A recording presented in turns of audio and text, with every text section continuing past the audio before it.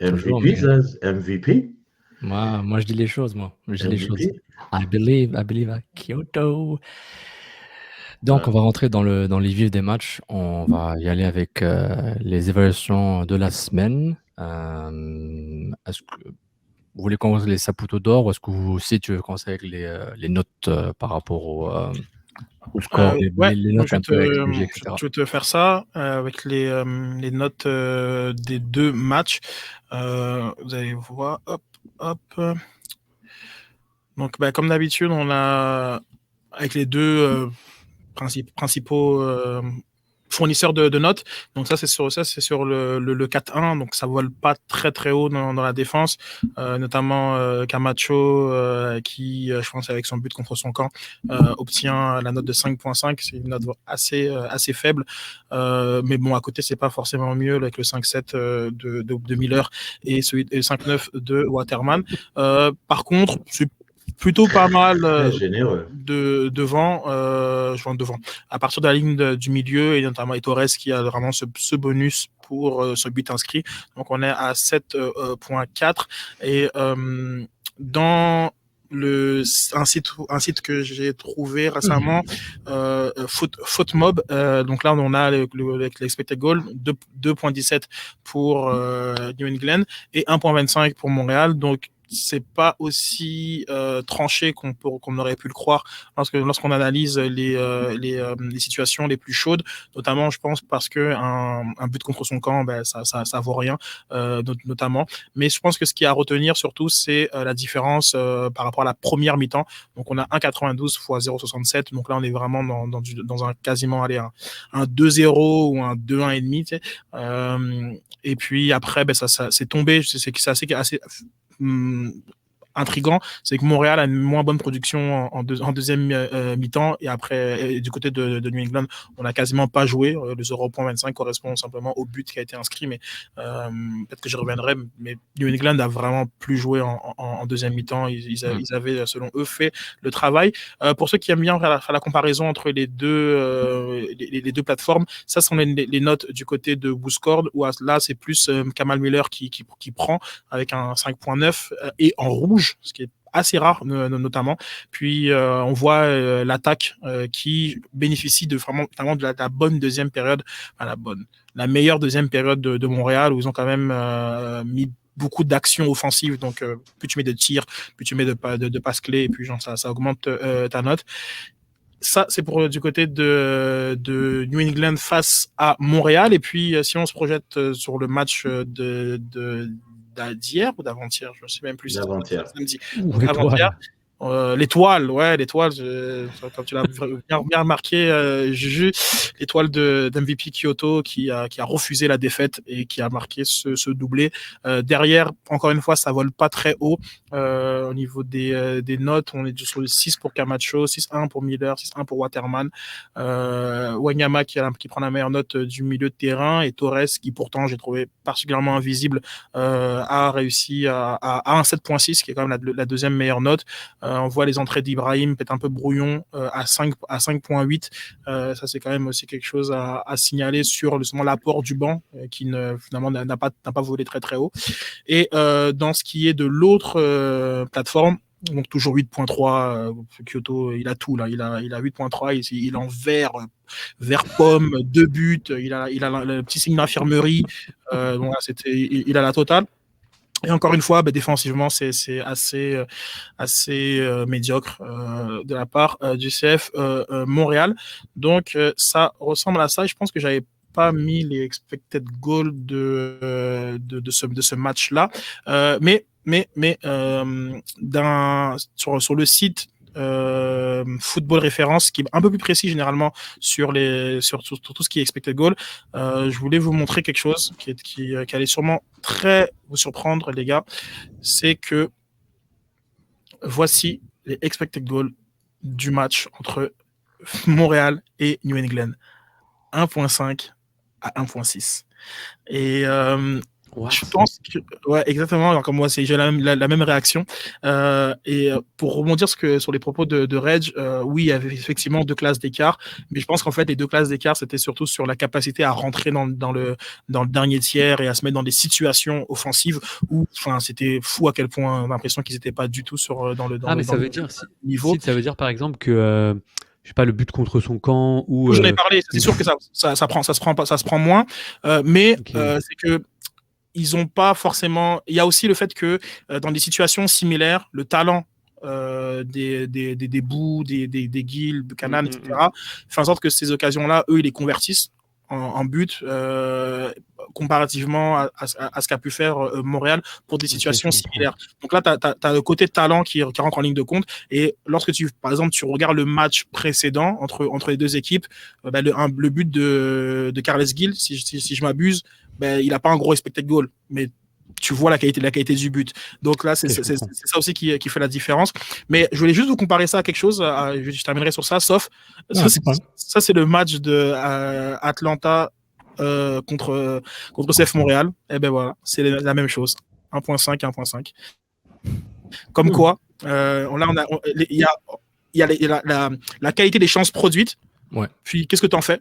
Tu fais un 4-1 quand c'est New England et tu perds 2-1 quand c'est Atlanta. Et ça, j'ai trouvé ça assez fascinant d'un point de vue purement sur l'analyse froide de la qualité des chances produites.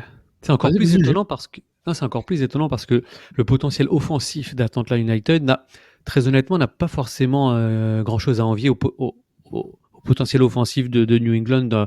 Les Barco, les Arrojo, les Martinez sont capables de mettre des buts, des expected goals que peu d'équipes ou d'attaquants peuvent mettre en MLS. C'est pour ça que je trouvais, mais en même temps je suis en train de réfléchir. New England, c'est quand même non, c'est chirurgical, mais je trouve que c'est mais quand même... est-ce que tu vois un bout, est-ce qu'un Buxa et un Martinez, est-ce que tu... écoute, après on va peut-être s'égarer un peu avec ce que je veux dire, mais je pense juste que comme un Martinez, il a eu comme sa grosse saison quand il y avait celui qui est parti à Newcastle, là, Almiron. Après la saison d'après, il a été bon, après il s'est blessé, là il est revenu. C'est pas le même joueur qu'il a été, tu vois, donc je trouve même que du Buxa et du Bou en termes de chimie, ce qu'ils arrivent à faire, c'est fou.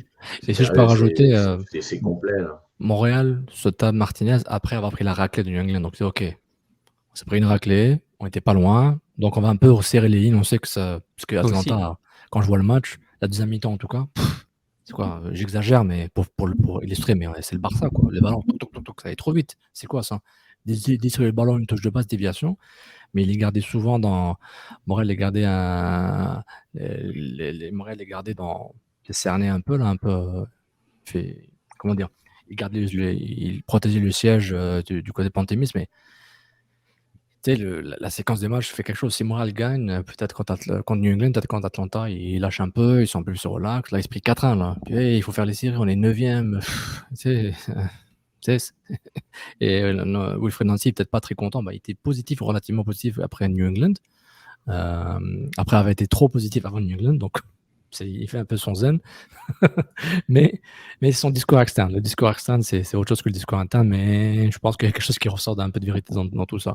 Mais New England, moi, je trouve ça ce match fascinant, New England, si je peux revenir dessus rapidement. Oui, New England, très efficace, quand il décide, puis très facile de rentrer sur les côtés, dans l'axe, fait tout ce qu'il voulait. Puis après, bon, il y a un club qui mène 4-1, et qui mène 3-1, c'est bon. On va défendre. Au bout de quoi, 20 minutes? Ouais, même pas 16, 20, peut-être 20, ouais. Donc ils disent on va se calmer un peu. Psychologiquement, c'est ça. Puis Montréal, ils ont un peu d'orgueil. C'est pas la division 6. Donc, nous aussi, on va jouer. Puis on va imposer notre jeu un peu au fur et à mesure. Et le siège que New England a accepté de mettre en place autour de leur surface pendant une deuxième mi-temps m'impressionnait d'autant que Montréal était capable d'assumer d'appliquer ce siège-là. Je trouve que c'est assez courageux de pouvoir avoir la capacité mentale, malgré de te faire rentrer dedans facilement chez toi, de continuer, même si tu rates des chances. Il y a eu des centres à travers la surface de Broguillard, mais mec, tu mets ton orteil et tu marques. Mais ce qui arrive. Moi, je trouve très, très, très, très fascinant. On va passer, merci Sid encore, on va passer aux évaluations classiques, originaux, les vrais.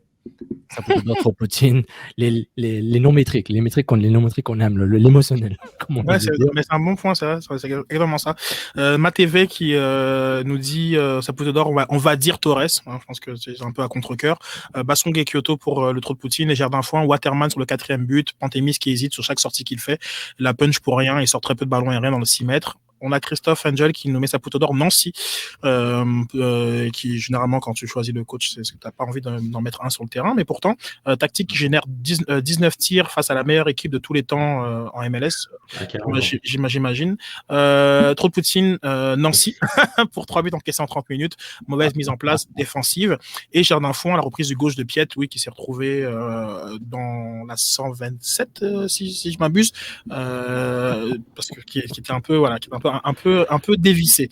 On a J Falcon qui nous dit Saputo d'or pour Torres et trop Poutine, notre défense qui donne 3 buts en 30 minutes, et Jardin Fond les centres répétitifs de l'Impact sans un destinataire égale aucun attaquant de pointe. Et ça fait le tour pour le match face à New England. Pour la victoire, on a Adi qu'on salue, qui nous dit changement tactique de Nancy qui ont payé et Montréal s'impose grâce à un Kyoto stratosphérique. C'est drôle parce que bon, il y a eu un changement c'est Bassong qui a fait la place pour Bourguillard. Donc ça Saputo d'or. Tu parles de ces changements-là? Je sais pas, peut-être qu'il a fait référence à notre discussion qu'on a eue après, mais je sais pas trop. Pas métaphysique. Est-ce que très peu changer, c'est beaucoup changer? Donc voilà, Kyoto danger constant pour Atlanta, trop Poutine sur tout le match et personne, donc a dit tombe dans la facilité de dire que tout le monde est parfait une fois qu'il y a 3 points. Et on a qui d'autre que je voulais dire pour finir, on va aller avec Papa Beir qui nous a écrit ce matin, Saputo d'or, Romel Kyoto, trop Poutine, Camacho, depuis que Little George m'a ouvert les yeux, faut pas le signer. Et Jardin Foin, l'équipe marketing du CF Montréal, après presque 8 mois de rebrand, même pas 10 000 personnes pour encourager une équipe franchement divertissante. Donc voilà. Ah, il y a un petit Jardin Foin qui est sympa de Mathieu Lapierre qui sort du cadre pour donner c'est un autre prix qu'on devrait peut-être mettre en place, le prix 12e joueur pour Seb de Rock et Justine. Je vous invite à regarder, il y a un mime GIF qui circule de Justine en capot du côté de la 1642, Justine qu'on peut retrouver évidemment dans le podcast Les Trois Lions avec Bruno et Étienne. Puis elle a l'air d'avoir bien du fun, Justine, et c'est vrai que c'était une belle image. Donc voilà un petit peu pour les évaluations. Excellent. Merci de vous pour les évaluations. Saputo d'or, trop Poutine, Jardin Foin, Cannes Football Club sur toutes les plateformes des réseaux sociaux. Et évidemment, comme toujours, je suis obligé, les gars. J'ai pas le choix. Oui, le match contre ND, oui. On peut en parler, j'en face tout de suite. Patreon.com, Barbic, un Football Club pour nous supporter. Oui, justement, avant de passer au prochain, juste, j'aime la question de Jean-François à côté. Puis il y a aussi une question de Louis-Pascal Cyr, je t'oublie pas, on va répondre dans un ou deux sujets, tu vas voir, t'es parti en synchro. Jean-François, le match contre New England a aidé Montréal à gérer celui contre Atlanta. Bon, j'avais un peu dit ça par rapport à, sans le dire, par rapport à le flux, la séquence des matchs change des choses. Je pense que t'en penses, Julien. Est-ce que c'était un réveil, genre New England, vous avez failli, Montréal aurait pu faire une remontada avec si on se base sur les chances, une remontada semblait possible quasiment. Moi, j'y croyais à un moment. Est-ce que tu penses que tu es d'accord avec Jean-François par rapport à son commentaire? Franchement, je le voyais pas comme ça parce que, encore une fois, je rejoins Reg et Sid sur le fait que, et d'ailleurs toi, sur le fait qu'il y avait trop de classes d'écart sur ce match-là, à la fois techniquement et tactiquement, face à New England, pour prendre ce match-là et en faire quelque chose de comment dire, pas de positif, mais de se dire tiens, ça va être la même chose contre Atlanta, alors qu'Atlanta joue complètement différemment. Et puis les changements qu'a apporté Nancy, on va en parler dans l'émission, mais ils sont pas nés de New England, ils sont nés parce que Atlanta joue comme ça et c'est ce que lui voulait faire. Donc, et encore une fois, je pense que Nancy nous l'a montré à maintes reprises en conférence. C'est encore bête ce que je vais dire, mais il prend vraiment match après match. Tu sais, je sens pas de calcul quelconque de sa part en se disant à part dans le turnover qu'on a vu parce qu'effectivement cette saison de MLS faisait qu'il y a des semaines à 3 matchs, etc. où là, on savait quand est-ce qu'il allait mettre son équipe plus ou moins type, quand est-ce qu'il voulait aller chercher des points parce qu'ils se disaient qu'il était capable, et d'autres où ils se disaient bon, je vais essayer d'aller chercher un petit quelque chose. Mais en soi, c'était pas des tactiques. C'était simplement tout le monde, même New England fait ça. Je veux dire, on peut pas mettre 3 fois d'affilée la même équipe. Donc, non, je ne pense pas que ça a aidé. Par contre, effectivement, une petite remise, tu sais, se dire, bon, on n'est plus en playoff, les gars. Donc là, on remet le bleu de chauffe et puis on repart à l'attaque. Ça, oui. Un petit réveil, comme un petit réveil matinal tel que prescrit par le docteur Nancy. Merci beaucoup Jean-François Côté. Comme tu vois, tu es Patreon, donc tu peux commenter avec nous en direct seulement sur YouTube. Donc si vous voyez ça, pouvez-vous pas commenter. Patreon.com/BigCamFootballClub, je vais le répéter au moins 20 fois.